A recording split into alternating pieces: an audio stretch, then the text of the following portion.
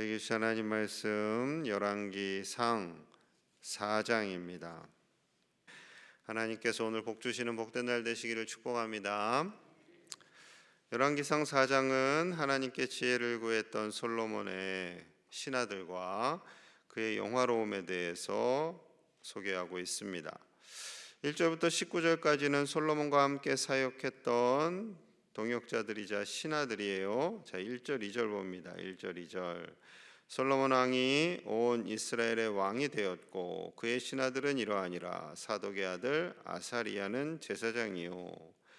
솔로몬 왕이 온 이스라엘의 왕이 되었고 그의 신하들은 이러하다라고 말씀하시면서 첫 번째 등장하는 신하가 누구예요? 사독의 아들 아사리야. 사독 제사장의 아들 아사리야가 먼저 등장을 합니다. 그가 제사장이었다.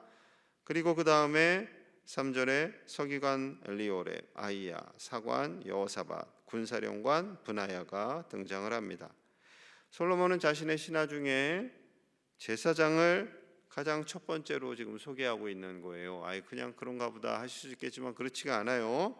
여러분, 신하들, 왕 밑에 바로 신하들을 얘기할 때 대통령 밑에 국무총리가 있고 뭐 쭉쭉쭉쭉 이렇게 내려가지, 갑자기 저 말단 구급 공무원을 대통령 밑에 착 이렇게 그렇게 하지 않습니다. 이게 다 질서대로 얘기한 거예요. 그런데 왜 지금 제사장을 가장 첫 번째로 이야기하겠습니까? 그만큼 하나님을 경외하는 것이 솔로몬에게 1번이었다. 가장 중요한 역할을 하는 신하가 바로 제사장이었다라고 말씀하고 있는 거죠. 아버지의 유언을 따라 하나님을 온전히 경외했습니다. 그 결과 하나님께서 주시는 지혜를 얻었고 그는 당대 최고의 지혜로운 왕이 될 수 있었던 거죠. 자, 5절도 봅시다. 5절입니다. 5절 시작. 나단의 아들 아사리야는 지방관장의 두령이요 나단의 아들 사붓은 제사장이니 왕의 벗이요. 왕의 벗이요. 나단 선지자 아시죠? 이 나단 선지자의 두 아들이 있어요. 아사리야와 사붓.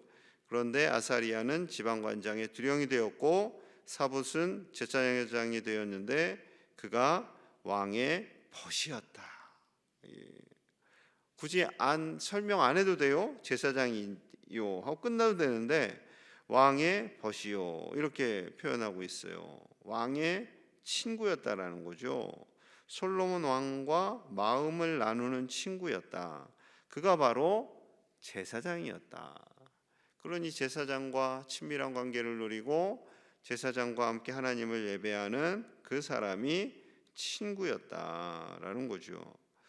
하나님께서 하나님의 벗이라고 성경에 기록한 사람이 있어요. 누굴까요? 자, 이사야 41장 8절 말씀 들어보세요. 그러나 나의 종 너 이스라엘아 내가 택한 야곱아 나의 벗 아브라함 나의 벗 아브라함의 자손아. 아브라함이 하나님의 친구다, 하나님의 벗이다라고 말씀하고 계세요. 그렇게 아브라함을 확 높여주고 계세요. 그만큼 하나님께서 아브라함과 친밀하셨다라는 거죠. 또 야고보서 2장 23절에서는 이렇게 말씀합니다. 이에 성경에 이른바 아브라함이 하나님을 믿으니 이것을 의로 여기셨다는 말씀이 이루어졌고 그는 하나님의 벗이라 칭함을 받았나니. 그는 하나님의 벗이라, 아브라함은 하나님의 친구라 칭함을 받았다라는 거예요. 하나님을 향한 그 믿음을 보시고 의롭다 하시고 그를 친구라 하셨다라는 거죠. 그만큼 하나님과 친밀함을 누린 사람이 바로 아브라함이었다라는 거예요.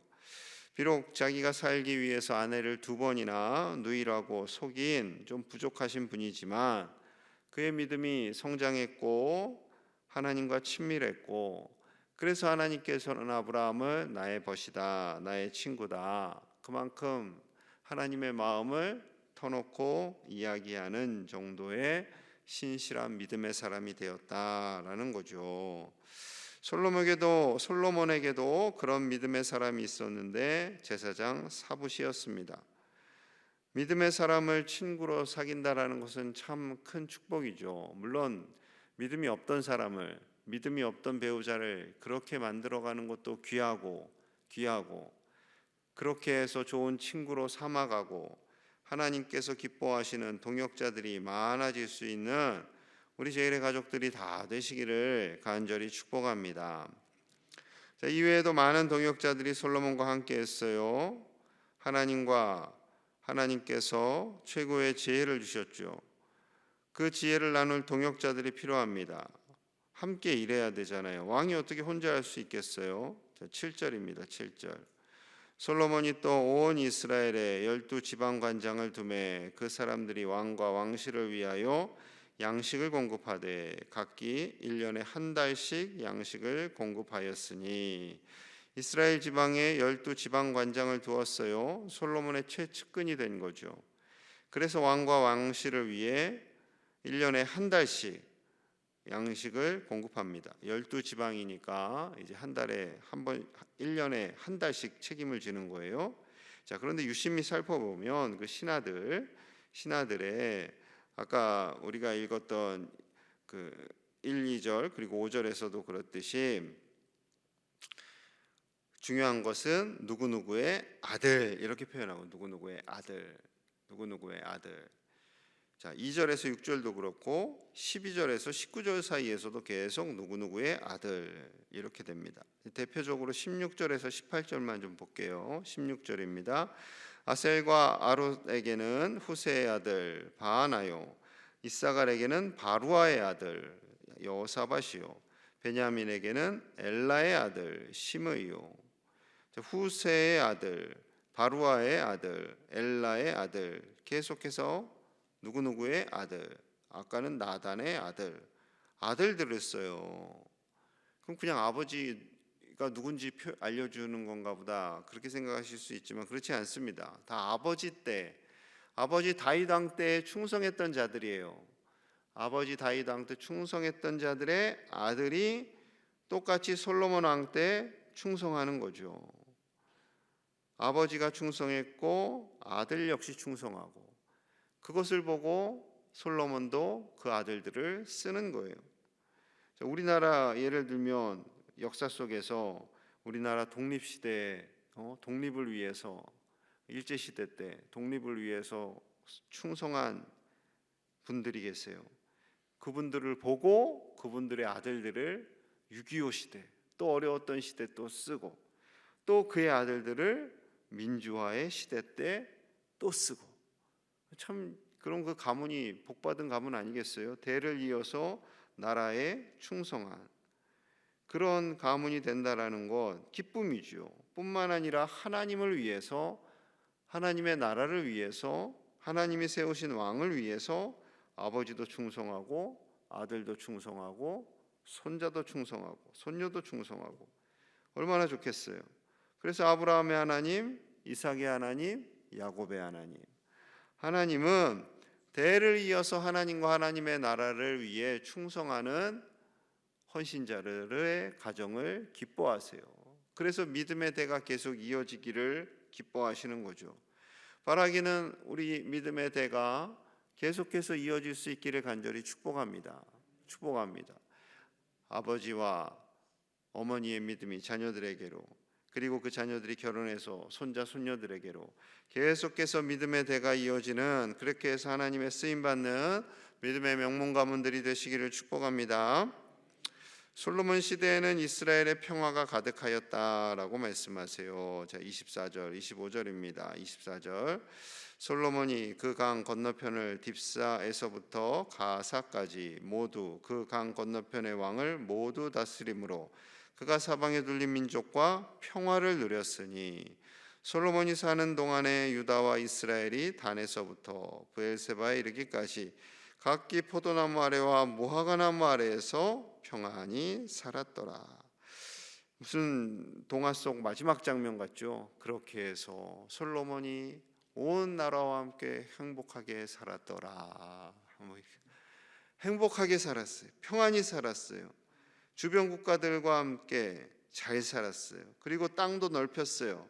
소위 말하는 태평성대를 이뤘어요. 백성들도 행복하고 평안하고 즐거워해요. 이 평화와 기쁨이 어디서 왔을까요? 솔로몬이 잘나서요? 똑똑해서요? 아닙니다. 자, 29절 30절 같이 볼게요. 29절입니다. 시작. 하나님이 솔로몬에게 지혜와 총명을 심히 많이 주시고 또 바닷가에 모래같이 하시니 솔로몬의 지혜가 동쪽 모든 사람의 지혜와 애굽의 모든 지혜보다 뛰어난지라. 아멘.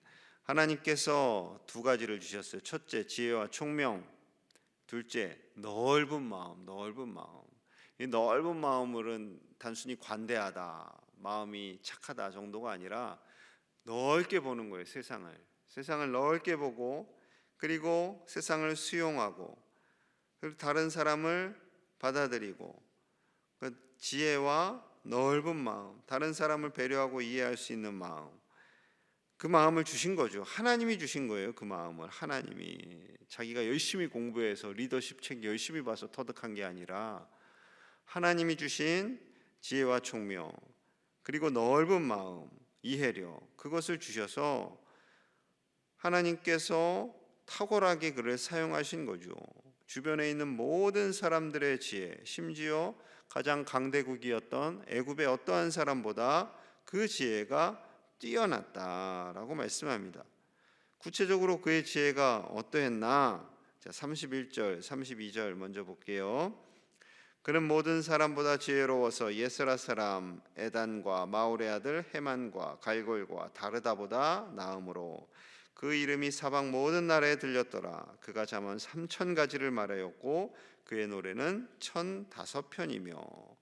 그 당시에 똑똑했던 사람들이 있었나 봐요. 에단, 헤만, 갈골, 다르다. 저 사람은 다르다. 아무튼 4명, 이 천재, 그 당시에 그 천재보다 훨씬 똑똑했다라는 거죠. 비교가 안 될 정도였어요. 뿐만 아니라 잠언 3,000가지를 말하였고 노래는 1,005편을 지었다. 똑똑한 뿐만 아니라 시와 노래에도 탁월했다라는 거죠. 뿐만 아니라 33절과 34절도 볼까요? 33절입니다. 그가 또 초목에 대하여 말하되 레바논의 백향목으로부터 담에 나는 우슬초까지 하고 그가 또 짐승과 새와 기어다니는 것과 물고기에 대하여 말한지라. 사람들이 솔로몬의 지혜를 들으러 왔으니 이는 그의 지혜의 소문을 들은 천하 모든 왕들이 보낸 자들이더라.